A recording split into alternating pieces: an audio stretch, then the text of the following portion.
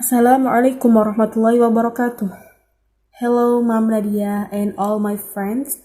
We are from Group 8, and today we would like to presentation about principles for designing speaking techniques.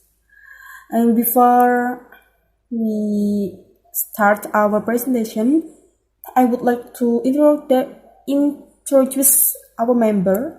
The first is Syari'ah Natasya N.J, and the second is Witiza, Halwa, Irdatul, Qolbi, and the third is Sulistiyani, and the fourth is Laila Maulidiyah. Now I will explain about principles for designing speaking techniques. Number 1 is use techniques that cover the spectrum of learner needs, from language-based focus on accuracy to message-based focus on interaction, meaning, and fluency. In our current zeal for interactive language teaching, we can easily slip into a pattern of providing just content-based interactive activities that don't capitalize on grammatical pointers or pronunciation tips. When you do a jigsaw group technique, play a game, or discuss solutions to the environmental crisis, make sure that your tasks include techniques designed to help students to perceive and use the building blocks of language. At the same time, don't bore your students to death with lifeless repetition drills. As noted above, make any training you do as meaningful as possible. Number 2, provide intrinsically motivating techniques. Try at all times to appeal to students' ultimate goals and interests, to their need for knowledge, for status, for achieving competence and autonomy, and for being all that they can be. Even in those techniques, they don't send students into ecstasy, help them to see how the activity will benefit them. Often students don't know why we ask them to do certain things. It usually pays to tell them. Number 3, encourage the use of authentic language in meaningful contexts. This theme has been played time and again in this book, but one more reminder shouldn't hurt. It's not easy to keep coming up with meaningful interaction. We all succumb to the temptation to do, say, disconnected little grammar exercises where we go around the room calling to students one by one to pick the right answer. It takes energy and creativity to devise authentic contents and meaningful interaction, but with the help of a storehouse of teacher research material, you can see recommended books and articles at the end of this book. From this book, it can be done. Even drills can be structured to provide a sense of authenticity. Number 4, provide appropriate feedback and correction. In most EFL situations, students are totally dependent on the teacher for useful linguistic feedback. In EFL situations, they may get such feedback out there beyond the classroom. But even then, you are in a position to be of great benefit. It is important that you take advantage of your knowledge of English to inject the kind of corrective feedback that are appropriate for the moment. Number 5, capitalize on the natural link between speaking and listening. Many interactive techniques that involve speaking will also, of course, include listening. Don't lose out on opportunities to integrate these two skills. As you are perhaps focusing on speaking goals, listening goals may naturally coincide, and the two skills can reinforce each other. Skills in producing language are often initiated through comprehension. Okay, number 6. Give students opportunities to initiate oral communication. A good deal of typical classroom interaction is characterized by teacher initiation of language. We ask questions, give direction, and provide information, and shouldn't have been conditioned only to speak when spoken to. Part of oral communication competence is the ability to initiate conversation, to nominate topics, and to ask questions, to control conversation, and to change the subject. As you design and use speaking techniques, ask yourself if you have allowed students to initiate language. Okay, the next material is teaching conversation. According to Richards, there are two major approaches characterize current teaching of conversation. The first one is indirect approach. The indirect approach implies that one doesn't actually teach conversation, but rather that students acquire conversational competence peripherally by engaging in meaningful tasks. And the second one is direct approach. A direct approach explicitly calls students' attention to conversational rules, convention, and strategies.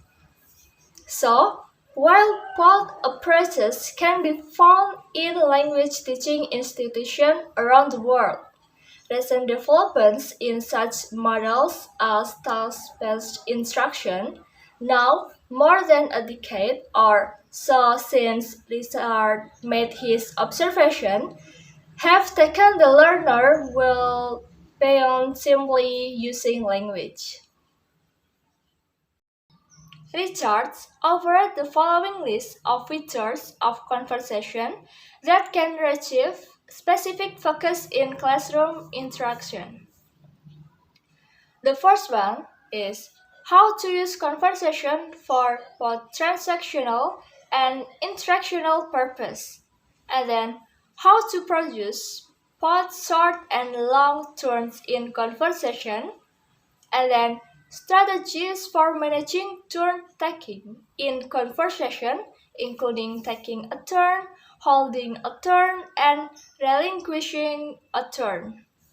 And then strategies for opening and closing conversation, and then how to initiate and respond to talk on a broad range of topics, and how to develop and maintain talk on this topic, and then how to use both casual styles of speaking and a neutral or more formal style, and then how to use conversation in different social settings and for different kinds of social encounters, such as on the telephone and in informal and formal social gatherings, and then strategies for repairing trouble spots in conversation, including communication breakdowns and comprehension problems, and then how to maintain fluency in conversation through avoiding excessive pausing, breakdowns, and errors of grammar or pronunciation, and then how to produce talk in a conversational mode using a conversational register and syntax, and then how to use conversational filters and small talk, and the last, how to use conversational routines.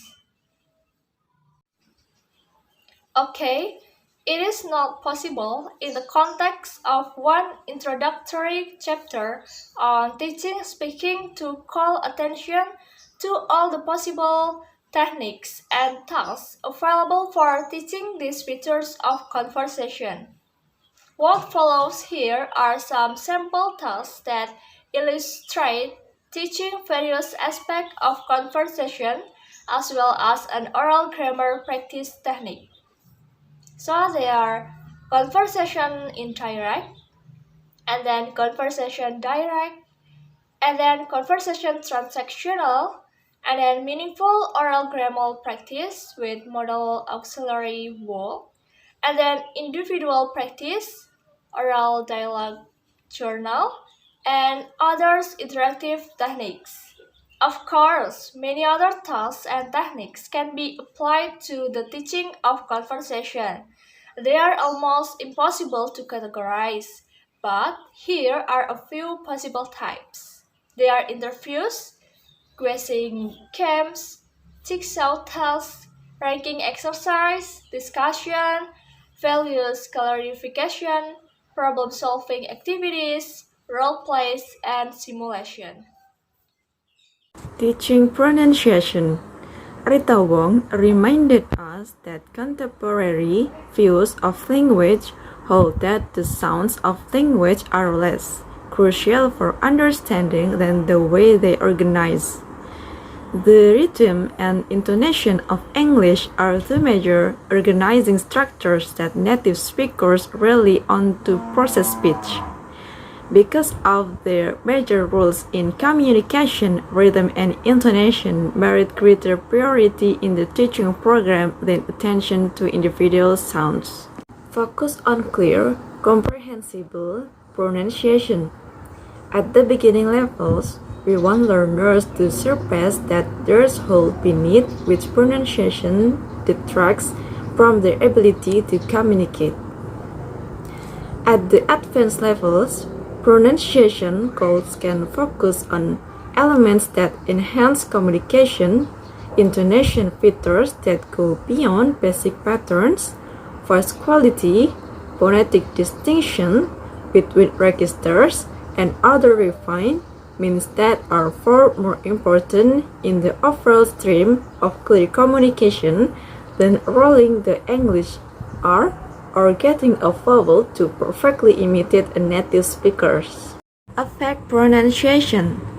What are the factors within learners that affect pronunciation and how can you deal with each of them? Below is a list of variables that you should consider. First, native language. If you are familiar with the sound system of a learner's native language, you will be better able to diagnose student difficulties. Many L1, L2 carryovers can be overcome through a focused awareness and effort on the learner's part. Second, age. Generally speaking, children under the age of puberty stand and excel. Land chance of sounding like a native if they have continued exposure in authentic context. Third, exposure. One can actually live in a foreign country for some time but not take advantage of being with the people. Research seems to support the notion that the quality and intensity of exposure are more important than more length of time. Next, of affect pronunciation. 4. Innate phonetic ability. Often referred to as having an ear for language, some people manifest a phonetic coding ability that others do not. 5. Identity and language ego. Learners need to be reminded of the importance of positive attitudes toward the people who speak the language if such a target is identifiable, but more important, students need to become aware. And the last is motivation and concern for good pronunciation. Some learners are not particularly concerned about their pronunciation, while others are. All 6 of the above factors suggest that any learner who really wants to can learn to pronounce English clearly and comprehensively. On the next few pages, including figures 17.5 and 17.6, you will find 3 techniques for teaching different aspects of English pronunciation. A significant factor for you in the success of such techniques lies in your ability to instill in your students the motivation to put forth the effort needed to develop clear and comprehensible pronunciation. And the first technique is listening for pitch change. Learning to change and vary your pitch will help you First, pronounce words more accurately. Second, call attention to the most important words and ideas in your speech. And last, be able to express different emotions and attitude through intonation. And the second technique is contrasting nouns. And the last technique is meaningful minimal pairs. There are two kinds of sample teaching materials of minimal pairs. It demonstrates in the word drills and sentence drill. In word drills, the teacher drills the students by contrasting two different words, but the pronunciation seems similar. But actually, sound of the word is different in one sound. Then, in the sentence drills, there are two kinds of material that can be present in teaching learning activity. They are syntagmatic drills and paradigmatic drills. Syntagmatic drills contrast two words within a sentence, and paradigmatic drills contrast two words across two sentences. Minimal pairs drill helpfully can help students in differentiating and pronouncing words that have similar sound and practicing their accuracy and fluency in reading aloud as well as oral ability. Minimal pairs drill is considered to help students overcome their difficulty in pronunciation of English sound. That's all our presentation today, and may this video useful for you. Thank you so much for watching this video.